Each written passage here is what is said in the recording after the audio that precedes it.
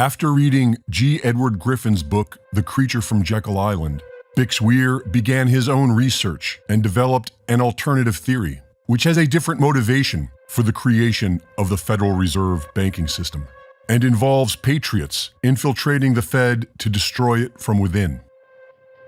President Woodrow Wilson, who strongly opposed private banks, signed off on the Federal Reserve Act, something he deeply regretted soon after. According to the Road to Ruta theory, Wilson signed off on it out of fear of catastrophic inflation. The amount of gold being found in the late 1800s was causing an endless rise of inflation. By 1900, several mining companies were harvesting gold from the Grand Canyon, which was a major undertaking. An 80-mile-long road was built to access a coal deposit for power, and barges and steamships were assembled in the canyon to deliver this coal every day. By 1912, the New York Times reported that billions of ounces of gold were estimated to be dredged from this operation. And at this time, there was only 64 million ounces of gold in the US Treasury, and 160 worldwide. Adding billions of ounces would have been economically catastrophic. It would have driven the value of gold to zero, devastating the world's economies and destroying the wealth of the world's most powerful people. In 1913, the Federal Reserve Act was signed into law, the cornerstone of today's fiat currencies and debt-based economy. And in 1919, President Wilson banned all mining in the Grand Canyon. The massive influx of gold alone would have been enough to compel a new financial system. But there is more to the story. In the late 1800s, local homesteader Seth Tanner claimed to have seen mummies and artifacts in a cave within the Grand Canyon's Marble Canyon. When the Hopi learned he had seen the sacred site, they blinded him, sparing his life because of his Hopi marriage. In 1909, the Arizona Gazette reported that the Smithsonian was researching a man-made cave structure carved deep within the solid rock, 1,480 feet below the surface in Marble Canyon, big enough to house 50,000 people, with rooms full of ancient golden artifacts, mummies, and Egyptian hieroglyphs dating back 3,000 years to the Ramses dynasty. This is the same area that Seth Tanner described seeing the same thing.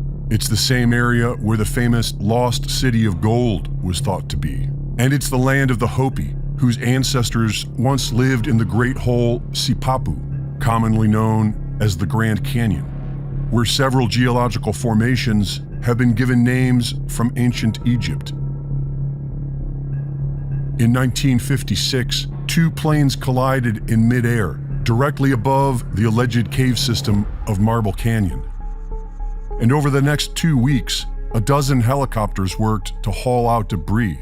And yet, debris is still scattered everywhere. There were no witnesses, and the bodies of the victims were all buried in a mass grave. The Leak Project's investigation of this cave shows what appears to be the remnants of this recovery operation. The Grand Canyon is full of caves, 90% unexplored and off-limits, protected by the US military. Every president since Bush Sr. has tried to secure mining rights within the Grand Canyon, and all have been denied. This leads us to the second part of the Road to Ruta theory, that the Fed has been infiltrated by patriots on a mission to destroy it from within. Our main character is Alan Greenspan, who was friends with Ayn Rand, who published his 1966 essay, Gold and Economic Freedom, on the importance of a gold-backed monetary system. Greenspan was a gold bug. In 1969, a Swedish economist published On the Road to the Golden Age, which concludes that the best way to return to sound money is to run the fiat system into the ground by printing money into infinity, so that gold will restore stability and faith in the money supply, and fiat will be exposed for what it's always been, a scam. In 1971, President Nixon ended dollar convertibility to gold, which invited the money printers worldwide to let loose. Not only was Greenspan a renowned gold bug, He may be the most unsung hero of the computer age. He was childhood friends with the inventor of the first shareable computer programming language, called BASIC, which Greenspan used to write the very first banking computer programs at his firm, Townsend Greenspan, back when punch cards were still being used. By 1985, Alan Greenspan was the expert on computer banking. I suggest an Apple IIc and Apple modem. Then you can call up your bank and see how much money you have. You can even pay off your bills automatically. If you have any money left over, congratulations. You're doing better than the government is. 2 years later, President Reagan nominated Greenspan as Fed chairman. That same year, legislation was passed to restrict Grand Canyon airspace. During his first year as president, Ronald Reagan formed a committee to investigate the possibility of returning to gold-backed money. The majority was against it, but Congressman Ron Paul's report argued that we need to return to a decentralized gold-backed standard. At the end, however, Ron Paul proposed holding off until the current fiat system had a chance to prove itself. In other words, run the money printers and let them fail. Also in 1981, the Federal Reserve Bank of Boston published the first edition of their educational comic book, Wishes and Rainbows, which tells a story of a place that once had beautiful colors and golden flowers, but no longer does out of fear of being stepped on by the big people who live in Colorland, which is where the golden flowers can be found. Some say you can get there through the caves of Cobblestone Canyon. The main character of this comic, who decides to bring back the golden flowers, is Ruta. In the early basic programs that Greenspan wrote 60 years ago, Route A was the foundation. Ruta finds a golden light inside a cave of Cobblestone Canyon and begins bringing flowers back to her people, only to learn the problems of scarcity and demand. As she tries figuring out a solution, she writes the equations from On the Road to the Golden Age, print the money into infinity. In 2007, the Boston Fed published an updated version of their cryptic Wishes and Rainbows. And in this edition, Ruta's solution in the dust is 11 plus 9, which looks an awful lot like 9/11. And right after this was published, the economic crash of 2008 began. Also in 2008, the Bitcoin white paper is published. And while nobody knows who authored it, Alan Greenspan, with his 60 years of expertise in digital banking, certainly could have played a part.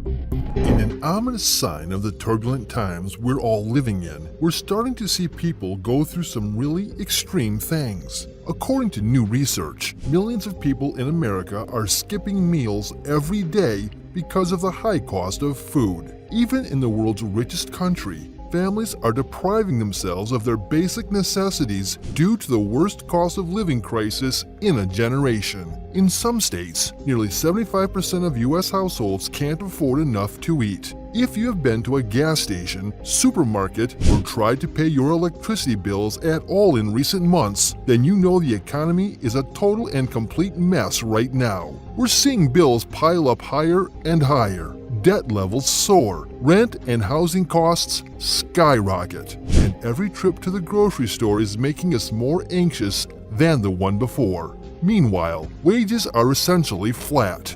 In fact, today's inflation means most workers actually took a pay cut. Conditions are getting exceedingly hard for our population, and to make things worse, a number of factors are now converging to create the biggest food crisis we've witnessed in our lifetime. In today's video, we've compiled the latest data that shows the reality many are facing, but the media seems to keep ignoring it. The pain caused by the highest living expenses we've seen since the 1970s is economically eviscerating millions of families in the US and in the entire world. A new study conducted by the United Nations highlights that some things that are happening right now in developing nations are foreshadowing what's coming soon to America. The unplanned shift to green energy and the crisis in Ukraine have left many countries across the world with alarmingly low energy reserves. Fuel and fertilizer costs are so high that the entire global agricultural industry is sitting on very thin ice. Most farmers can't afford to plant crops. Those who can are seeing their crops getting destroyed by extreme weather events. At this point, food shortages are becoming far more extensive than anyone imagined. Unaffordable prices for gas, medicine, and housing, a stoking social unrest, and massive demonstrations all around the planet. Entire countries like Sri Lanka have gone bankrupt overnight. The new report released by the United Nations World Food Program uncovered that nearly 9 of 10 families in Sri Lanka are skipping meals to stretch out their food supply.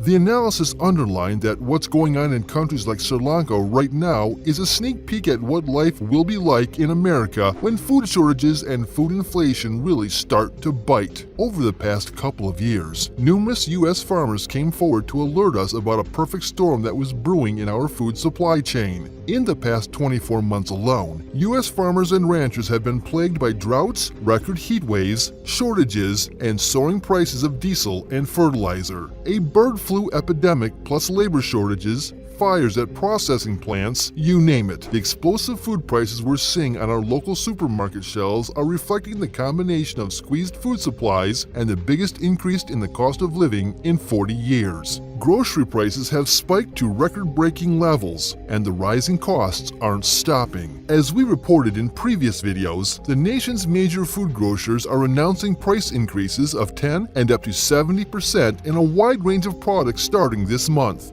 With grocery inflation hitting 12% in September, marking the highest spike over a 365-day period since 1974, a survey conducted by Debt Hammer revealed that we're not so distant from the reality that's gripping developing nations like Sri Lanka after all.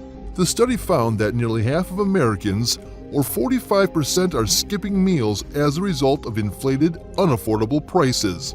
The main reason why approximately 122 million people in the nation are eating less is to cut back on food spending, to be able to afford other essential expenses such as energy, rent, and gas, researchers noted. 1 in 10 Americans have turned to food banks in September, and 35% of people surveyed said they have fallen 3 or more months behind on at least one bill, including credit cards, rent, and mortgages, because their money is going to other things. Your rent is going up, groceries are going up, and gas is going up. The only thing that hasn't gone up is wages, said Jake Hill, Debt Hammer's CEO. Stagnant wages are making it harder for people to make ends meet, with the survey also indicating that 43% of people are saying that their incomes are not keeping pace with inflation. And remember, inflation jumped over 8%. So even if you were lucky enough to get a raise, you're probably still making less money than you did a year ago. Because if your employer gave you a 3% raise, you actually took a 5% pay cut. In some states, the percentage of people eating less to be able to get by is eerily close to Sri Lanka's. For instance, a separate survey by Coupon Birds exposed that in West Virginia, more than 75% of all West Virginians are skipping meals because of the skyrocketing cost of food. In Ohio, 40% of adults have skipped meals. In Virginia, 2 million people have skipped meals. In New York, that number jumps to 7 million. In Kentucky, 53% of people have skipped meals in the past 30 days. The list goes on as food insecurity continues to spread across the country. If food prices continue to increase at this rate, which largely outpaces increases in wages, the inevitable consequence is an explosion in the number of people facing food insecurity. The last time we had such a big run-up in food insecurity rates was in the wake of the Great Recession. But even for those not at risk of hunger or starvation, the surges in food prices are jarring.